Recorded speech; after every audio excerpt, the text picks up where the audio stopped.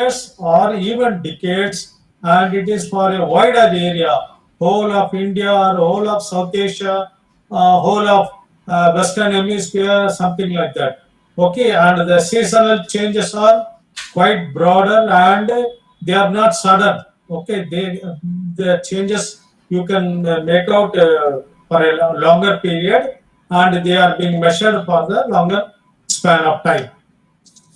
Okay, so why we are bothered about the climate and climate change? So the weather patterns, what it has been earlier, now they start changing slowly. New weather patterns are setting, and it is happening in the past 1 century. Okay, earlier also it has happened, but what we are concerning or concerned with is what is happening in the past 1 century. Okay, there are five components with this climate and climate change. What are all they? They are atmosphere, hydrosphere, cryosphere, biosphere, and lithosphere. So all these atmosphere, hydrosphere, cryosphere, and lithosphere, they are the physical entities, whereas biosphere is the living non living entity. Okay, why I am emphasizing on this? It's because of these living organisms that changes are taking place in all other physical uh, uh, forms. So, what are the major effects or major changes that are taking place or major causes, the process that are taking place in climate change? The main one is the solar radiation. Okay, the energy that we got, that we are getting from the sun. Okay, that is the main source of this global warming and climate change. And ocean currents, they are doing good, and I'll explain you in the subsequent slides how it is doing good. And evaporation, the water which is being getting evaporated from the water bodies as well as through the plants and many surfaces, and volcanic activity, the energy, heat energy that comes from within the earth. So that also contributes to this climate change. When you, these are all the abiotic factors. When you come to biotic factors, transpiration of the water through plants from the earth to the atmosphere, and respiration of the plants and animals taking the oxygen and releasing the carbon dioxide, and photosynthesis, which is positive, which takes carbon dioxide, absorbs the carbon dioxide by the plants and releasing oxygen, and decomposition, which is negative due to bacterial putrefaction and many of the spoilages, the methane, nitrous oxide, all these greenhouse gases that are being released into the atmosphere, all these causes the climate change. Okay, as I said now, that solar radiation is the main energy source to the earth. Okay, when the ecological balance is there, nothing happens. But when the when the heat energy that is coming from sun is getting reflected within a insulation on the in the atmosphere of the earth, the warming of the earth is taking place. I hope you are, almost all of you are aware of how this global warming is taking place. So this global warming, when the heat energy is getting increased on the earth, it is global warming. Global cooling also, it happened in the geological period, that is called as ice ages. That was natural. Global warming and global cooling, that was taking place in the geological period. But now what we are concerned with is the global warming that is taking place due to the human interference. So there was a movie some years back, maybe 15 years back. There was a Hollywood movie, The Day After Tomorrow. It's a science fiction movie in which the imagination was picturized in a very beautiful manner. So this is the top of the some 110 to 10th floor of some that has skyscraper in New York. That building. Okay, so the ice has gone up to the top of that building. So that is, it's quite thrilling. That picture is thrilling. Later you can see the title of the movie is The Day After Tomorrow. So it is based on this global cooling, ice formation, right? There were some cartoon movies on this ice age, one, two, three, four, like that. Okay, so what I mean to say is global warming started many millions of years back. Even the sea level rose 120 meters during several millennia after the ice age. The last ice age known to science was approximately 21,000 years ago. Okay, after that, the global climate it got stabilized, but the problem happened in the 20th century, during which the sea level increase is taking place slowly, mainly because of the global warming and the glacier melting and the increasing volume of the sea water and all of the water hydrosphere.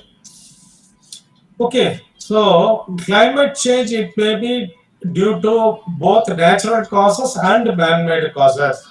We cannot do anything about the natural causes. One of the well-known natural causes are like El Nino, La Nina.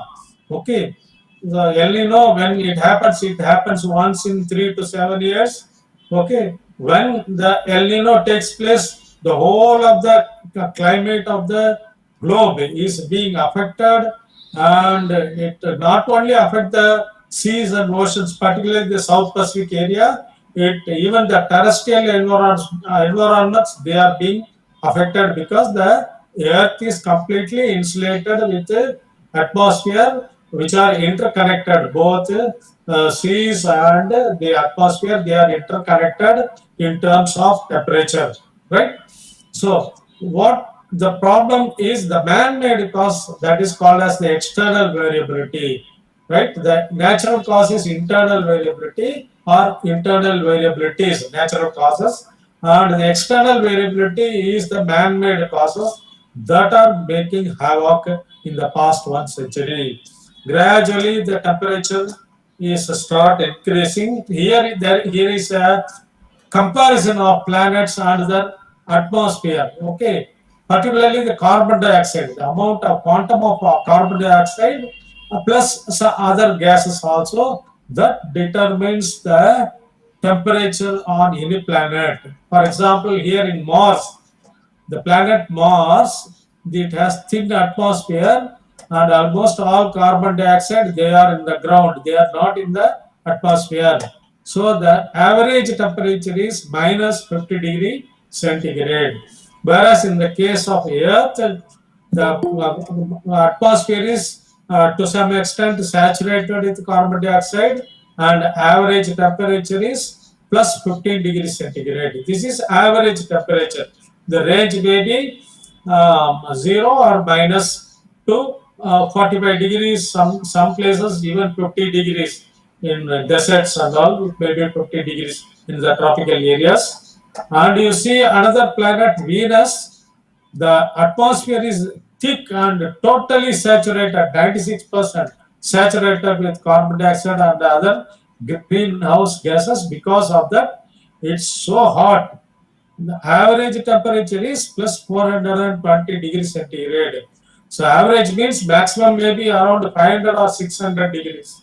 Okay, so which is not at all suitable for human habitation, and this planet is also not suitable for human or any living organism. Okay, so what I mean to say is carbon dioxide and other gases they determine the heat energy of any planet. So this is how it happens. The greenhouse gases, there is a sort of insulation, and whatever the solar energy we are getting, it is getting reflected back and back again, and then so gradually due to this repeated reflections, the heat energy is retained on the earth. Instead of it is getting freed into the atmosphere, they are getting entrapped on the global atmosphere. So this is the heat budget. So some solar radiation goes out, but mostly they are getting arrested within the atmosphere because of these greenhouse gases plus the humidity, moisture. So in combination with that, it makes the global warming.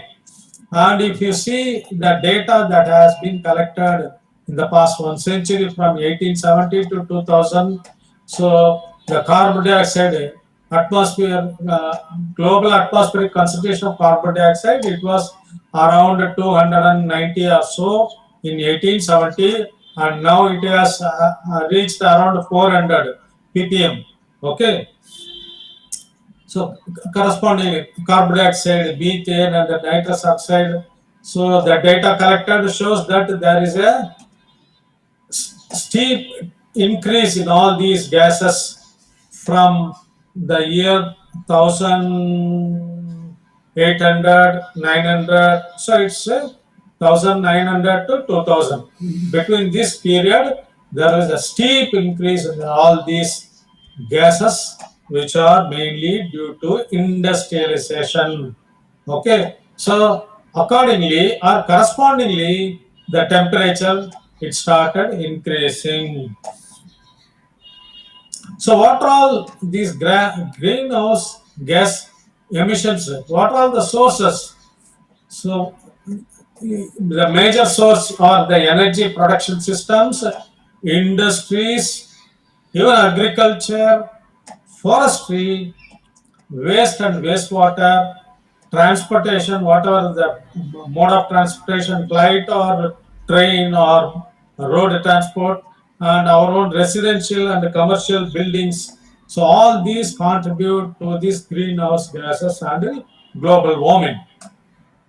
And here is a projection in if the climate change projected for the year 2100, if the economic development or the growth, if it is rapid, by the year 2100, the global warming will be much more.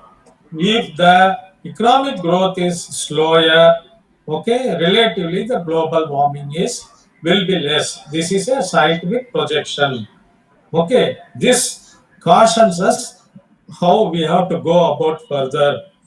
We cannot totally stop the developments, but at the same time, we have to take care of carbon emission and many other gas emissions.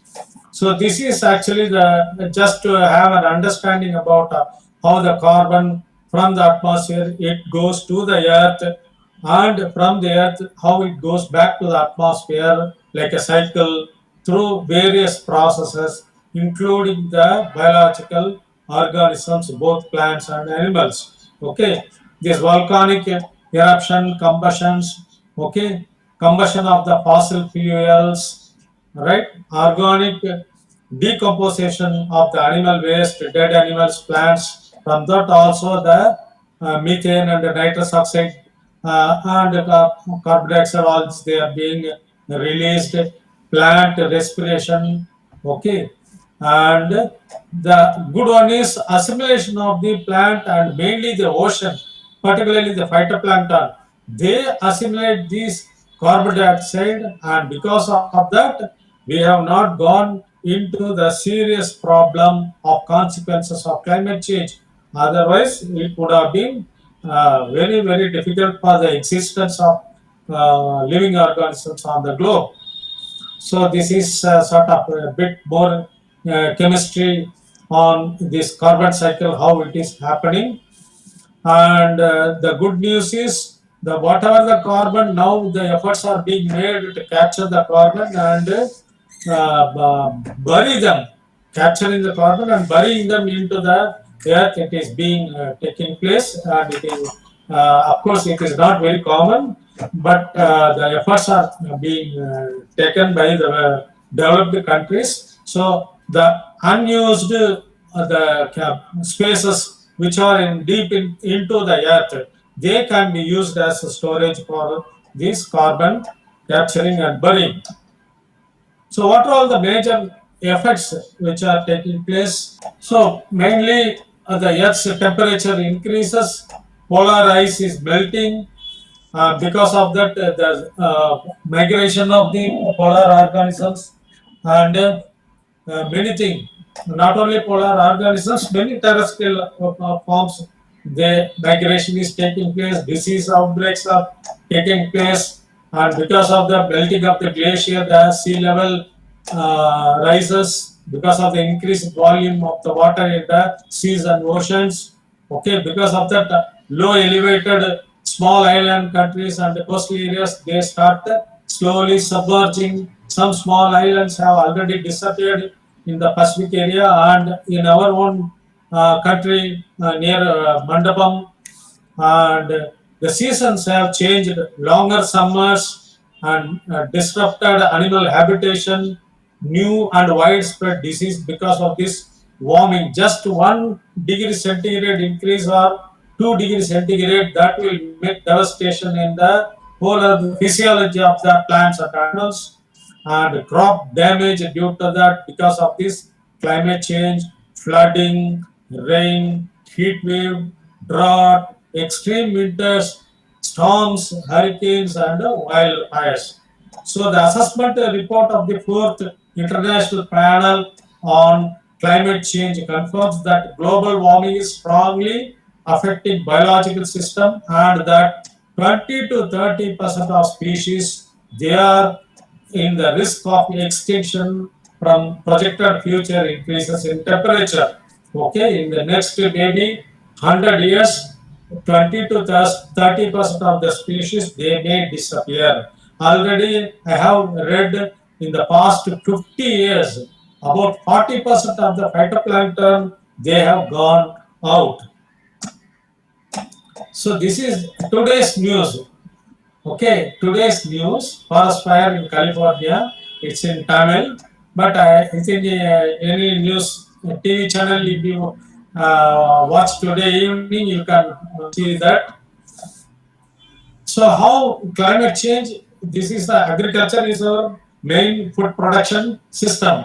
So when climate change is affecting the environment, so the next main entity that is being affected is agriculture, the main food production system. Okay, then comes the fisheries, animal husbandry. All they are like a chain reaction. They are interlinked with each other, and finally the very livelihood of the human beings, they are being affected. Agriculture, we may see there are two things. Agriculture itself is contributing to the greenhouse gases and affecting the climate because of the climate change takes place, and climate change is impacting on agriculture. Both the things are happening, right? So how agriculture contributes to the climate change? By anthropogenic human activities of emissions of the greenhouse gases in agriculture, and by converting the natural forest, that is non-agricultural land, into agricultural land. When the ratio kept increasing from the forest to agriculture, okay, correspondingly these greenhouse gas emissions, they also increase. So here you see about 20 to 25% of the global annual emission in the year 2010, it was due to agriculture and forestry and land use changes. So here again a graph that shows you how much industry, agriculture, forestry and land use together, buildings, transport and energy, other energies. So they are the direct emissions and the indirect emissions. Okay, 30% of the total global anthropogenic emissions, they are due to the agricultural activities. How in agriculture, burning the leftover in the agricultural fields, clearing by fire, and this burning the residues. Okay, and what all this animal husbandry and as well as tilling, when we are doing plowing the agricultural land, the bacteria that are trapping all this methane and nitrous oxide, they get released into the atmosphere, and that is how it's happening. And we, the organisms, animals, including human beings, we release methane not only through flocculation, but burning also.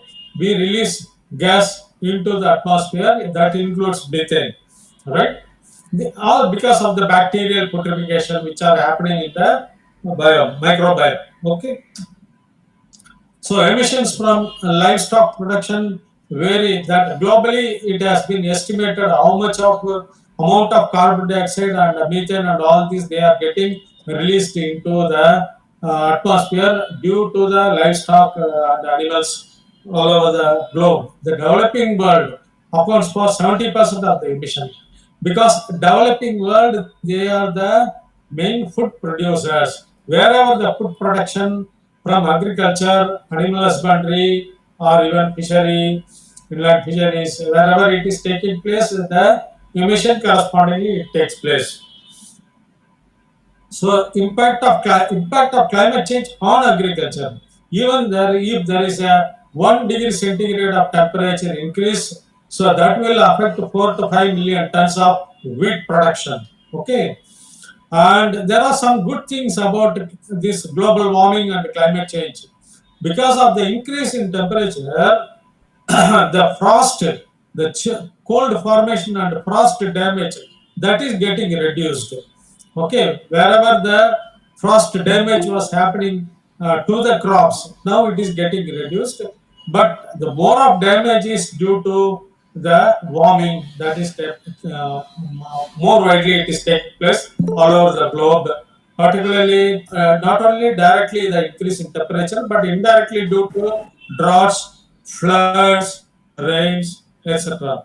So there is a projection that by the year 2100, the cereal production it will be reduced to from 10 to 40%. Okay, so you can imagine when the population, human population is keeping on increasing, the food production if it start decreasing, then you can imagine the situation what will happen.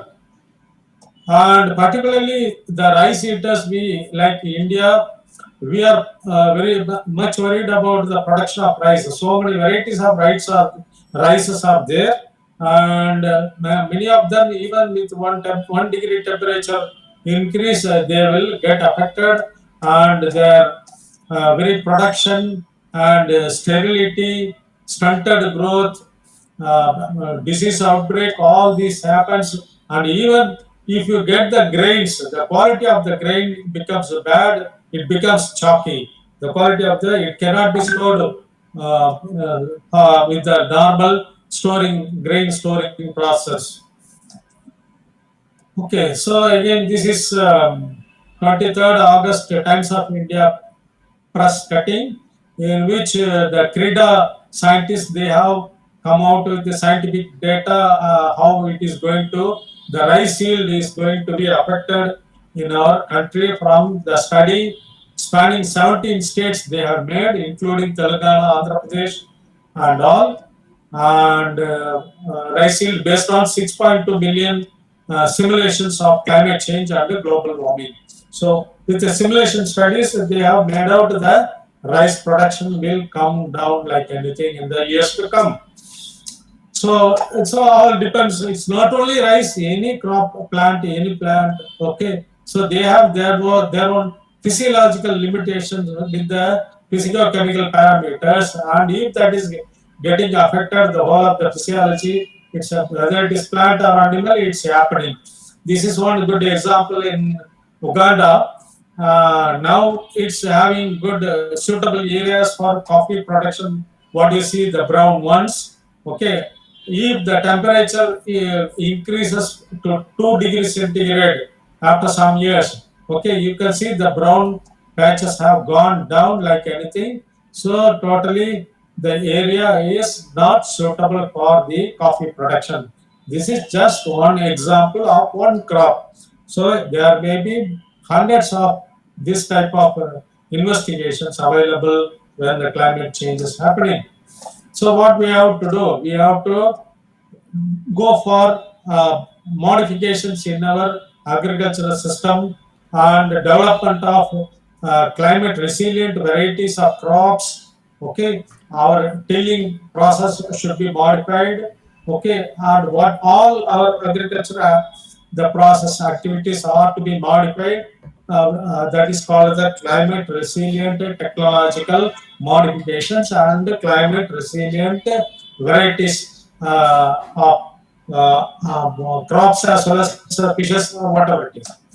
Okay, so this good impact is also there. As I said, the frost damage that is also getting reduced. That's a good news. But the flood and other things that are affecting and climate change adaptations it includes many things, right from technical aspects up to the insurance. Okay, there are so many modifications that we will be compelled to adapt to cope up with the climate change. So in the marine environment, see oceans and seas, they are 75% of the globe. So mainly the biodiversity also incomparably it is high in the seas and oceans. And the seas and oceans, they are the main route for trade, global trade, and many things. Even your cloud computer, whatever the data you put in the cloud, actually they are going below the sea, not in the cloud. They are going below the sea through these cables. So in that way, oceans and the seas, they are playing a very important role in the human utilization. And there are two things that are the danger points, danger phenomena that are taking place due to climate change. One is the rising ocean temperature and ocean acidification. This carbon dioxide produced, which are released into the atmosphere, that are getting dissolved into the seas and ocean, making the sea water into a light carbonic acid. Okay, because of this, the pH is getting reduced, and because of this, the ocean water is becoming more and more acidic. Acidic. Okay, this acidification impacts on the aquatic organisms, particularly the phytoplankton. If you see the food web, the trophic triangle, okay, the phytoplankton is the base, zooplankton next, and primary consumers, secondary consumers, and the tertiary consumers. So the phytoplankton is the base. No animal can produce food, including human beings. We can buy food, we can cook food, but we cannot produce food.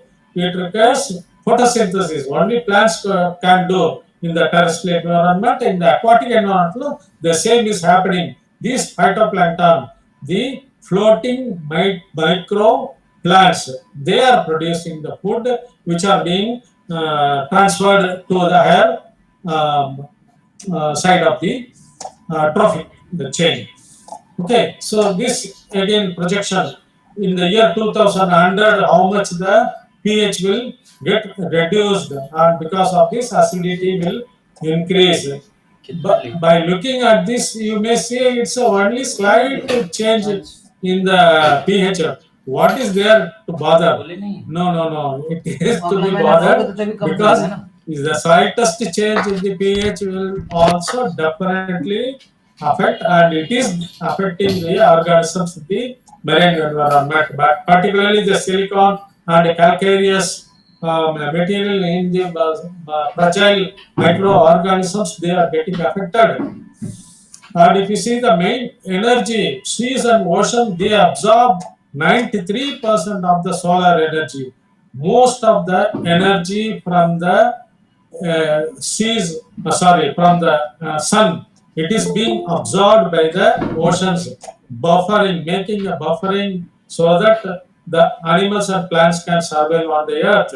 Otherwise, it will, if you imagine that there is no seas and oceans, by this time the earth might have got roasted like anything long time back. So ice is absorbing only about 4% of the energy that from sun, and atmosphere just 1%. Land absorbs only 2%. So the rest of the 93% that is being absorbed by the seas and oceans. Okay, so this El Nino I told about already. So warming of the seas, when warming takes place, what happens in the tropical area? It becomes more warmer because of this. The animals and plants, of course, mostly animals. Okay, they cannot withstand when there is an increase in temperature. They start migrating. Whichever is able to migrate, they will migrate towards the polar region, that is polar regions. Whichever is not able to migrate, they will try to adapt physiologically. If they are not able to adapt, they die off. Okay, this is happening, and this is happening in the case of the salinity, saltish nature of the water in the seas and oceans.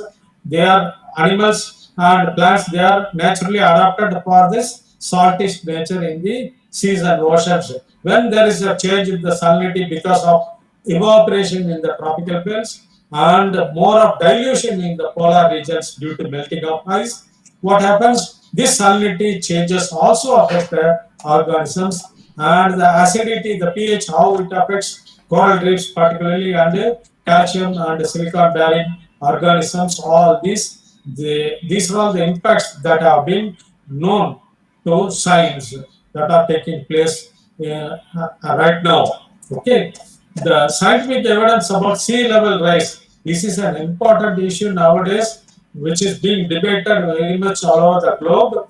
And the global mean sea level rose as 1.5 mm per year in the beginning of the century, but now it is 3.6 or 4 mm per year, and it is likely to increase to 1 meter by the year 2100. So, if this is going to be the sea level rise, it's not only the physical intrusion of the sea water into the low-lying areas and the coastal areas, it is intrusion of the sea water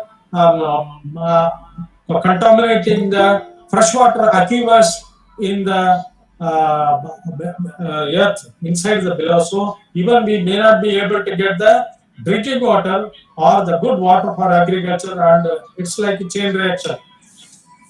Oh, it's like we are blessed with warm water and deep water, cold currents, warm water surface currents, and deep water cold currents. So these are like arteries and veins in animals and human beings. So they distribute the heat, oxygen, nutrients, and fresh water. And because of that, the tropical areas they have not got heated up more, and the polar regions they have not got cooled down much. Okay, it is actually making the buffering all over the globe naturally thanks to these ocean currents. It's not only global ocean tropical currents, the equatorial current, counter equatorial current, even the local currents that are playing a major role in bringing the nutrients from the bottom to the surface, and primary production, secondary production, and finally the fishery production. The famous upwelling that are taking place along Argentina and all, and melting of these glaciers. So it happens slowly. At one place, if it start, it makes a funnel-like structure, and because of this funnel-like structure, then the ice start melting fast, lubricating and taking out all of the ice, and then it breaks into big pieces, and they start floating away from the polar region, or they can melt up over there.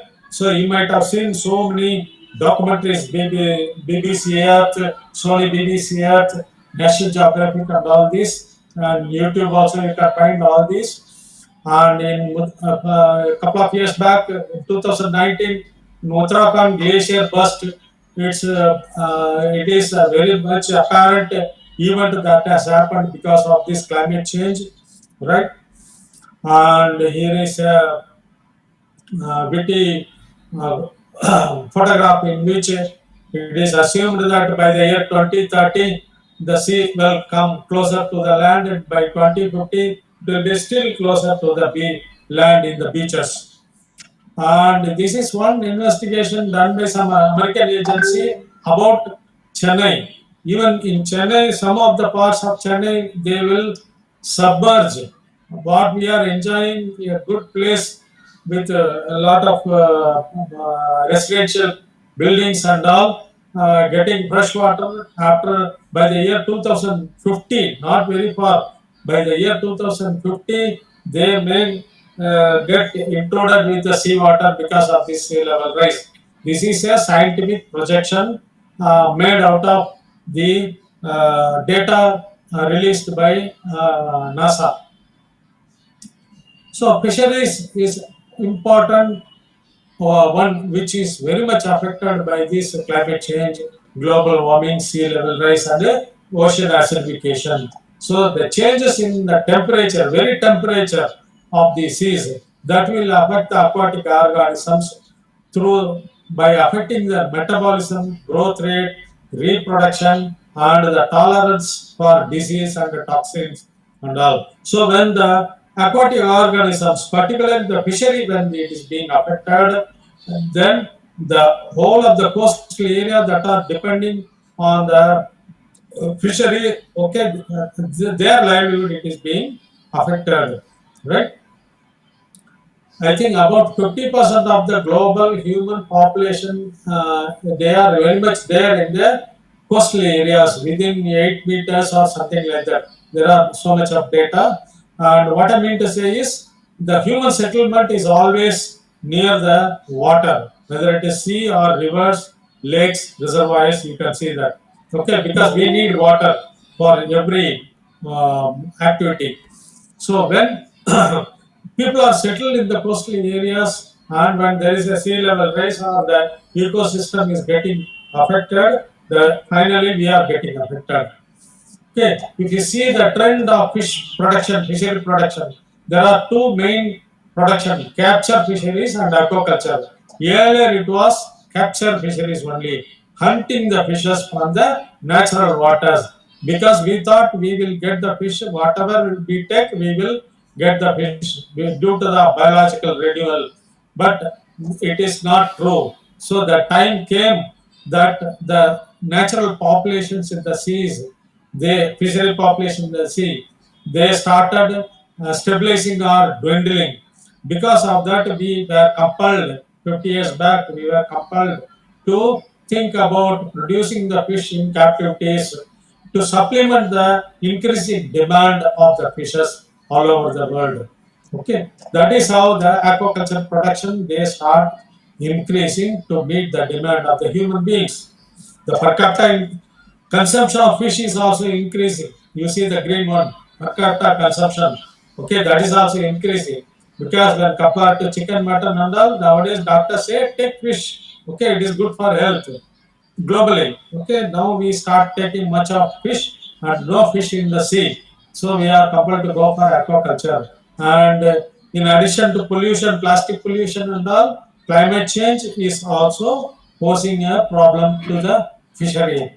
These are all the different fishing zones which are demarcated for data collection purpose by the FAO just out of just for your knowledge. I'm showing it major marine fishing areas and also 8 major river basins from which the data that supports many fishery and many fishery they have collapsed also Peruvian anchovies and all they have collapsed in the past 1 century and ocean acidification, how it is affecting particularly these shellfish, the fishes or the aquatic organisms which are having external skeleton which are made of chitin, chitosan or the calcareous material, silicon, all this, they are in danger. They are much affected by this ocean acidification, right?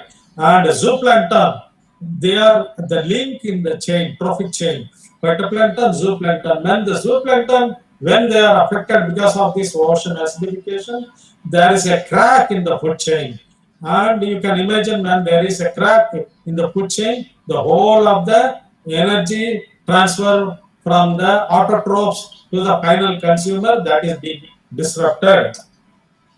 And this is another good example in Africa where the people, their livelihood was depending upon the corals, the corals as such, and the animals which are associated with the corals. But because of this climate change and ocean acidification and ocean warming, increase in temperature that have killed the corals over there.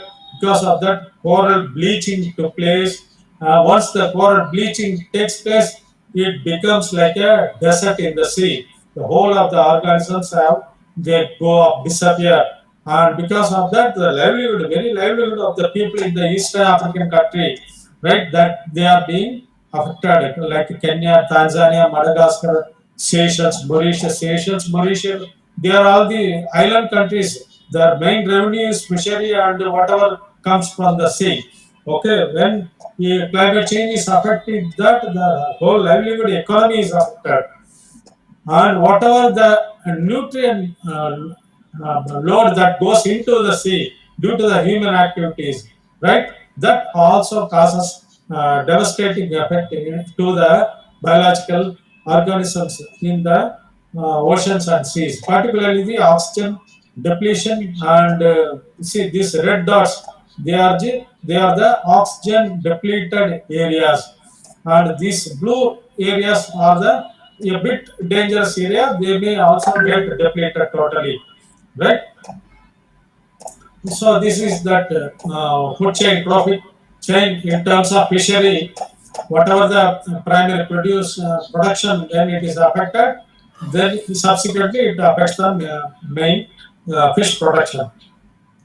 And even the geographical change in the school of fishes, it takes place. Supposing if the situation is not so good in one particular area, the whole of the fish mass they start moving towards the other places which are conducive for them to live. Because of that, the fishery is getting collapsed and the livelihood is being affected. So it may be due to natural causes, and it is also recorded, it has been investigated that due to some climate change and man-made pollution also, it's taking place. Okay, some examples from India, right? This shift in the spawning period that has been found to be in the fish threadfin bream, that has been found to be, yeah, an example of this climate change. And Indian oil sardine, distribution of Indian oil sardine and Indian mackerel, once they were 50 years back, they were very much abundant in the west coast only, not in the east coast. But nowadays we are getting these fishes very much in the east coast also. So that one assumption is it is due to the climate change. And distribution of the tuna fish, skipjack tuna, the migration due to the temperature variation, that is also being affected. These are some of the investigations, examples that due to climate change in Indian fisheries that is taking place. In aquaculture, the same, the organisms which are being cultured in captivity in a controlled condition, they are also susceptible for impact through physiology due to this hypoxia, sea level rise, temperature variation, precipitation, and ocean acidification. In addition to that, because of this climate change, the extreme events are taking place like frequent rains, cyclones, and all. Because of this, these type of structures they are getting damaged. Okay, I'll show you. Siba also we did the investigations. I'll show you the photographs. So it's not only in the marine environment, in freshwater environment also, all these they are taking place. Flooding, drought, river flow, change in the river flow, lake water level. It's not only sea water level, lake water level also getting changed. So because of that, the animals, plants and animals, they are being affected, and finally we are getting affected, and yeah, so because so now climate resilient technologies and climate resilient varieties we have to go not only in agriculture, in aquaculture or in fishery. In aquaculture, particularly now we are compelled to go for selective breeding of particular strains which can tolerate higher temperature in the next 40, 50 years, and which can tolerate this disease outbreak because of the increase in temperature. So all this we have to anticipate, and the research, anticipatory research is being started, and we have to be ready for that. So the physical damages that are also taking place, as I just now told, mainly due to these cyclones, frequent cyclones, okay, erosion of the in the pond structures, heavy siltation, damage to electrical installation, sluice gates, shutters, screens, and associated negative impacts in the salinity, heavy siltation, introduction of new diseases and predators. All these have been recorded because of this. So these photographs I have taken long time back in 2004, immediately after tsunami near Nagapattinam. That was the most affected area because of tsunami, and we all, I say, Fishery Institute scientists, we were sent immediately, and I was fortunate enough to go to Nagapattinam. I could see with my own eyes the damages that have caused by the tsunami. And of course, tsunami is not a impact of climate change. It is a natural happening at any time. It may happen. It is not due to climate change. Just to show you how the damages they are taking place, if the damages are due to cyclone, it is equivalently the damages are equivalent to tsunami when cyclone takes place. So one good thing about the we have trees which are absorbing the carbon dioxide in the terrestrial environment and helping to combat this climate change impact. Right? Likewise, in the sea, we have whales, the wonderful organisms, the giants that help us to combat the climate change. How they are doing? That is called as whale pump, right? These whales they feed at the bottom, okay, and they are marine mammals. They are not fishes. Marine mammals. They have lungs like we human beings. They have to come up to take oxygen, air, atmospheric air. So frequently, when they come up, they release the air with carbon dioxide or whatever it is into the atmosphere. So that is not the good news. That is the bad news. Okay, but the good news is they defecate the whatever the digested food they defecate, and this fecal matter they contain lot of nutrients.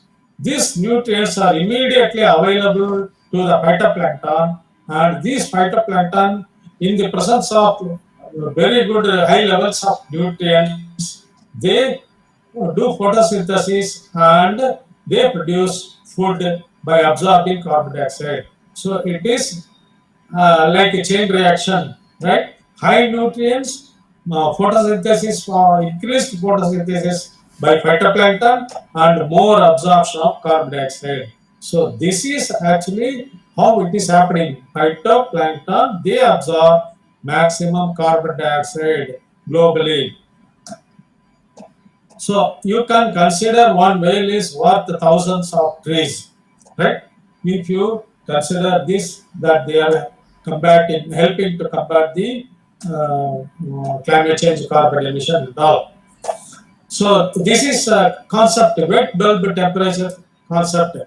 What is it, wet bulb temperature? See, wet bulb temperature, which is denoted as TW, is 35 degrees centigrade with a hot and humid situation. In a simple term, I can tell hot and humid situation with a record of 35 degrees centigrade.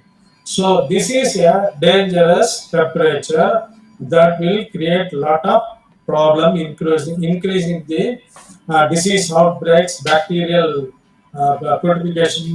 There are so many outbreaks of diseases, so many things, inconvenience. Okay, so this is actually happening in the 21st century, and already, okay, some coastal subtropical locations have already reported this wet bulb temperature with extreme humid and hot situation from 1979 onwards. Okay.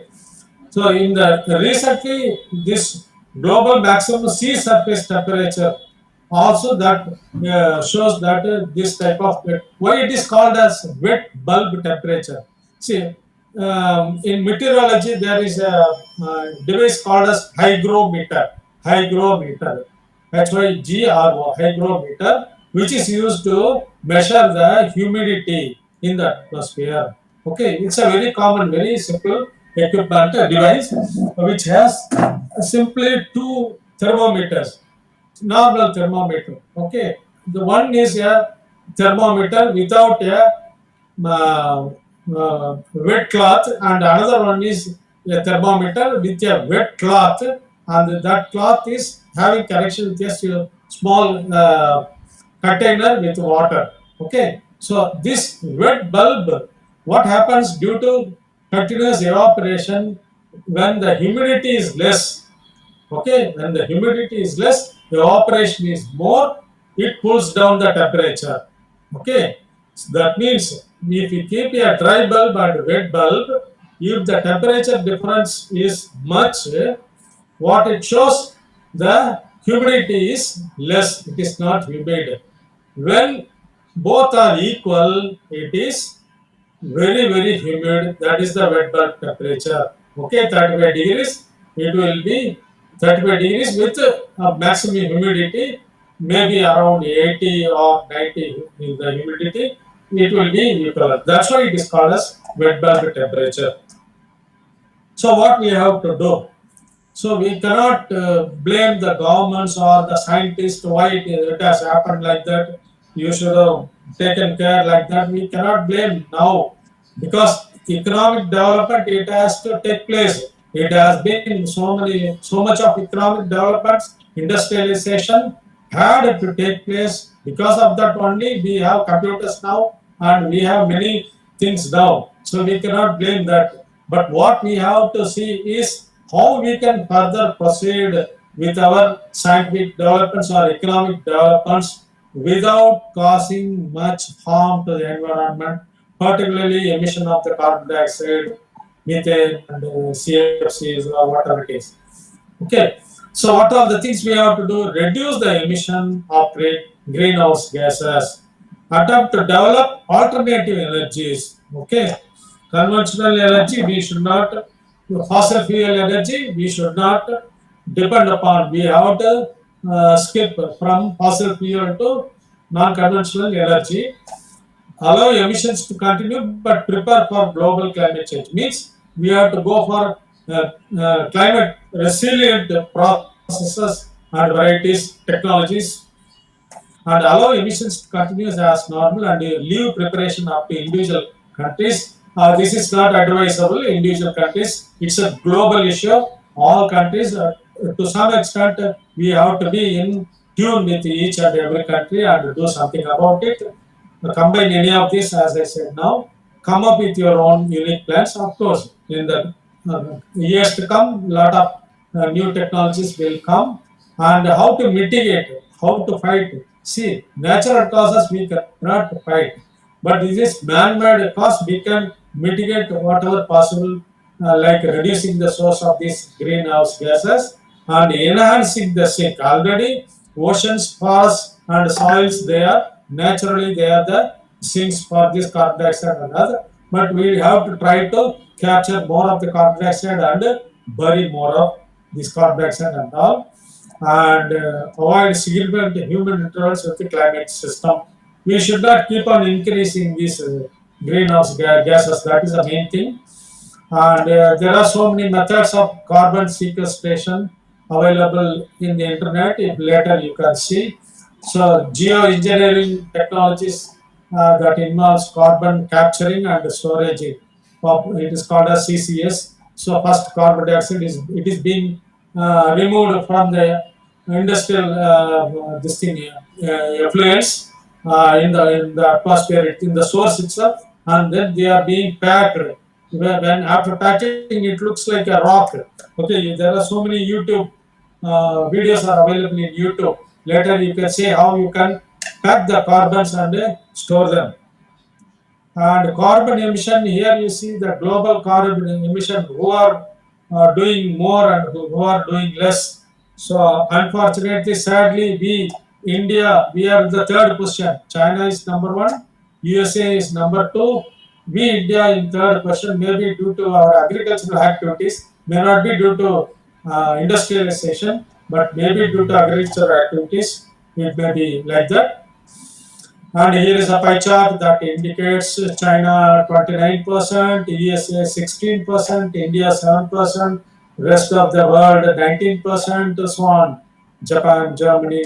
Okay, so this keeps changing also slightly. There is a specific website in that country-wise, year-wise, from 10 years back, how much they emitted, now how much they are emitting, country-wise you can see in the internet.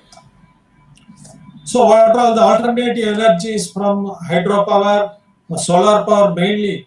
So thank God we have been using the solar panels for many years, and of course some 10 years or 15 years or 20 years we are using the wind power also for tapping the energy, and these are all to some extent they are compensating our fossil fuel consumption reduction. Okay, so solar, hydro, wind, wave energy, tidal energy from the seas, thermal stratification in the sea. There are so many technologies available, but only thing is we have to work out the economics. When it comes to economics, then how far we can utilize the technologies, that question comes, right? So whatever possible, we have to slowly go for that technologies. We want to combat the climate change. So now we hear the terms like climate shock, climate migration of human beings. Okay, climate shock is taking place because of the drought, heat, and many changes, and people started moving from one area to another area, mainly because of this desertification and many war, flooding, and like that. Okay, I am happy to say that government of Tamil Nadu, government of Tamil Nadu very recently, the new government, they have allotted some good funds for this climate mitigation and adaptation strategies. And now there is a tie-up is going on with the Danish government to set up windmills in the sea, because in the sea the wind energy is more when compared to the land areas. So that wind energy can be utilized for energy production. So that talk is going on. That has come in newspaper only this month. And here are some examples I used to come across in Facebook and many things. So Dutch trains run entirely on wind energy. Wind energy, they are converting into electricity, and this electricity that is being used. And we are also having electric trains, but here the electricity is being produced exclusively from wind energy, and then they are being used for this thing, for automobiles or whatever it is. And sea waves. This is a screenshot from a video I just saw a few days back. So you may see that video in YouTube. Electricity from sea waves. You can see how it works. With the movement of the waves, the mechanical energy can be turned into electrical energy. Okay, so there's a transportation. I said lot of carbon emission takes place from the aeroplanes, particularly the jet planes, supersonic. The sound is so high, and the carbon emission is also so high, because when they are attaining so much of speed, right, within a short period, this Concorde. Thank God it was decommissioned in the year 1985 or so, and but the fighter jets we have not decommissioned because of the defense purpose, and these are high carbon emitting vehicles. Okay, so in the future it started electrical aeroplanes. Now they started developing electrical aeroplanes, and maybe about 30, 40 years, 50 years, the passenger airplanes, they will be, I think, electrical aeroplanes. maybe you people may be able to see youngsters, and whatever the food we are getting, that also comes with a tag of carbon footprint. So don't buy imported fruits, vegetables, and all. New Zealand pear, Washington apple. Okay, the price is so high. A kilo 400 rupees, 500 rupees. It's not only the money cost, but it also comes with a lot of carbon footprint. Means it has to come by flight or by ship, and a lot of carbon is emitted because of this transportation. So eat locally, use cycles, right? There are so many things, and better go for reforestation so that carbon dioxide maximum it can be absorbed. In Brazil, one husband and wife, in about 20 years, they have developed forest like this. This is just one example. There are tree men in India, also in Kerala and Bihar. Also, there are so many people you might have heard about, you may be knowing. So we can also do that. Each and every one of us, we can have a target of planting with our own community, the trees wherever possible around our house, around our roadsides. Okay, or if we do not do that, if the sea level goes like anything, this is one hilarious painting in which you see that we have to break our heads with a meeting when the sea has gone up, submerging all our cities.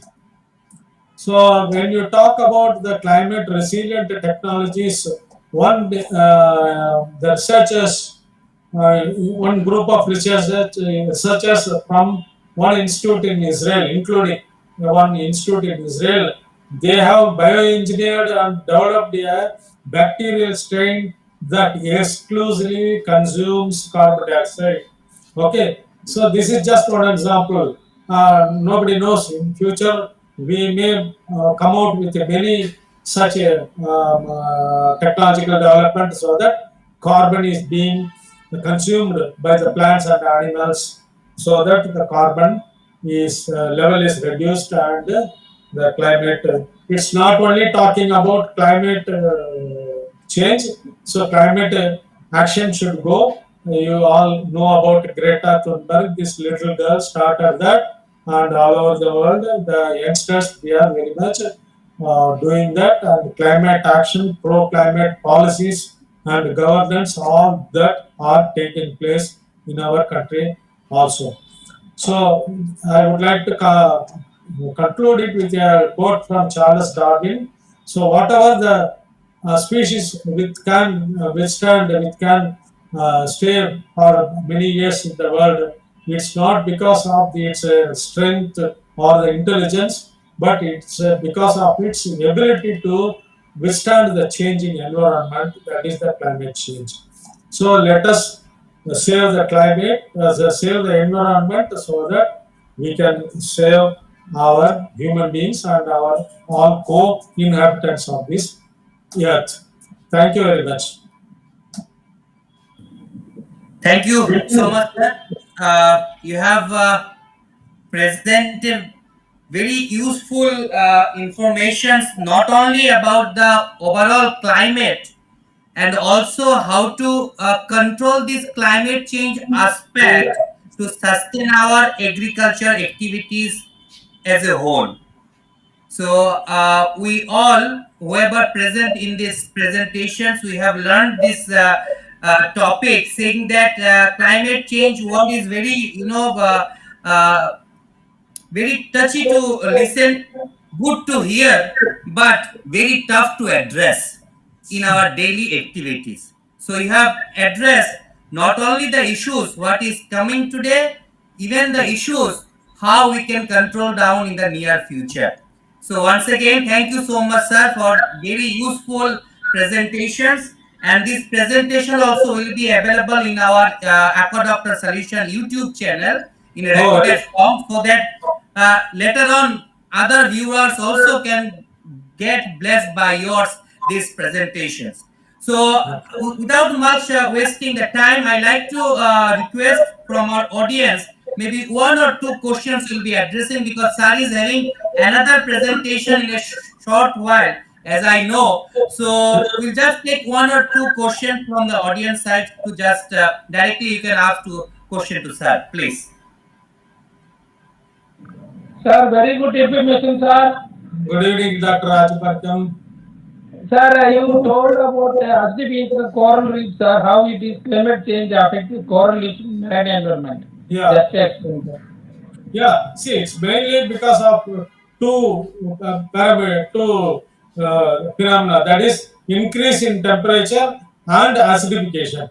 Okay, because of this, when the temperature increases in the water, okay, that affects the calcium content of the corals, and acidity in combination with acidity, a decrease in acidity means decrease in pH, increase in acidity, that affects the organisms.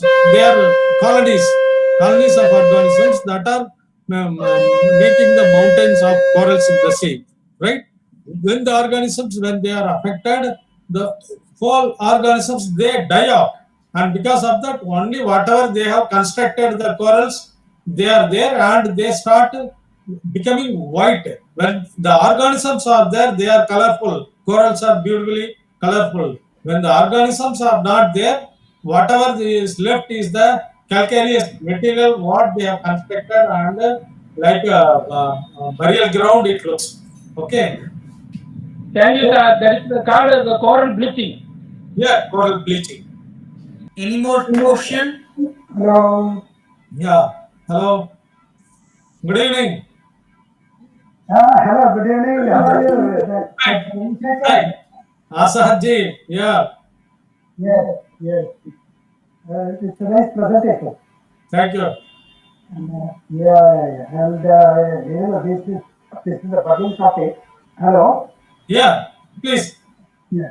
It's a burning topic. Yeah. And people are very much aware of, especially the deforestation. Yes. The Ghats, Western Ghats, the Himalayan region, and once these supposed to be Madhya Pradesh and all that, very large areas of forest used to be there, but now it is getting so much of desertification. Yeah. It's a good topic. I just joined maybe midday between because I was just driving down. Okay. And the ocean level, increase in the ocean levels and all, is much debated still, right? Pardon? Sea level rise. Rise in the ocean level, sea level, yeah. Yeah. It's much debated. They say that one side there could be land being exposed and the sea being exposed, and the other side land being submerged, something like that.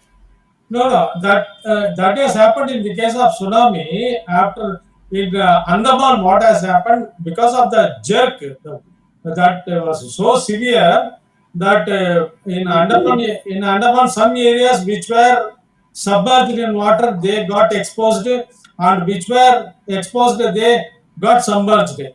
Because of that, the whole of the that has happened. But sea level rise, it keeps on uniformly increasing.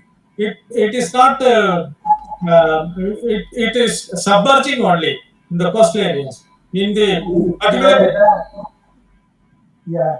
The Somnathpur, the temple area and all, they say that it was very much exposed. And, the Dwarka, this one they say, right? Sir is having some issues with the laptop, so suddenly the laptop got off. Sir is connecting with the phone. Maybe sir, so we can just have a 1 or 2 minutes wait for sir. No problem. Yes.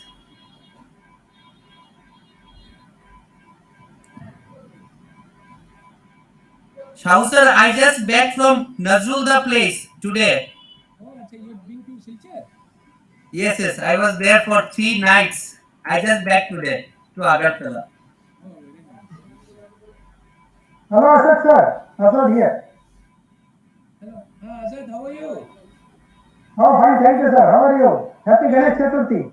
Yeah, I'm fine, thank you. And just praying Yeah, that third wave should come. yeah, that's. I think it is little bit. Yeah, it is little bit now subdued. I think. Well, but in certain places like in Kerala, now it is increasing like a Yeah, crazy. Yeah. yeah. How is it in Orissa? You are in Bhubaneswar, right? I mean, Bhubaneswar, it is a heavy raining, Since morning it is, Oh, okay. I mean, heavy, downpour. There is a, Oh, okay. there is a, what do you call, some kind of depression is there. So Oh, okay. tomorrow Okay. also it might rain. Yeah. Mm-hmm. Acha, Azad, how's the situation out there because of Afghanistan? Yeah, here it is okay. Everything, I think it has come to almost normal. The office hours also has been regularized like normal. No, And no, vaccination also, no, that, no, yeah, it is also, I think 60% it has crossed, I think. no, no. Double, other, both the doses. Yeah, no, I'm talking about Afghanistan, the effect. No, no, we don't have any this one influence of that. Okay, good, good, good. Nothing. Yeah. So after quite some time, I think meeting you, Yeah, uh, yeah. very nice. Devdanu, what happened? Could you connect him? Yes, yes. Sir Yeah. joined, I think, yes. Acha. Hi. Sir, you can unmute yourself. Unmute the mic. Mine. My, No, Yes. my, Yes. my computer is also a old one like myself. Oh, It went off abruptly. It went off. but my dear, old is gold. We are not, No, we are not old. there is a saying, there is a saying, old is gold, but too old is gold too. Chandrasekhar, I will give you a clue. Okay. Just like me, remove your mush. Oh, okay, okay.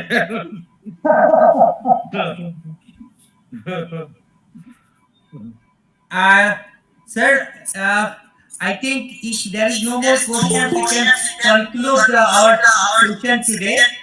Okay, thank you, Uh, thank you. I think I will conclude the session by saying few lines in fisheries. Okay. The way sir expressed, saying that human interventions are creating problems in our ocean and sea. I will see. I will say that in human intervention also now creating problems in our Indian aquaculture as well, Hmm. because we are using unconditionally lots of fertilizer, lots of medicines, and lots of feeding management, by which directly or indirectly we are polluting our soil and our water, and we are unknowingly dispersing the water in our ecosystem, by which also we are creating lots of issues like pH certifications in many farming areas. Today we can see many areas pH balancing is a major issue in the farming sector. So I will address to the participants saying that climate change, not only the issue of temperature rising, is also associated with pollution aspects and the way we are managing our ecosystem. We need to be understand that ecosystem when is healthy, we are also healthy. When we are healthy, ecosystem also healthy. So we need to be depend each other. And with this word, I like to thank once again to Dr. V.S. Chandrasekharan sir to give a very nice presentation, and side by side also I like to convey my regards to A.K. Sahu sir from CIFA, and also Azad sir from Kuwait, because they are also the really, I should say motivator for Sunday talkies. Most of the time serve participants and boost up the sessions also. Uh, with these words, once again, thanks to V.S. Chandrasekharan sir for your valuable time. and this whole session also will be available in YouTube channel, so that in coming days most of our students and our fellow aquaculture professionals also can benefit with this presentation. Thanks once again. Stay blessed, stay happy, and enjoy your Sunday evening. Thanks once again to everyone. Thank you. Thank you. Thank you. See you. See you. Yeah, bye. It's good this time.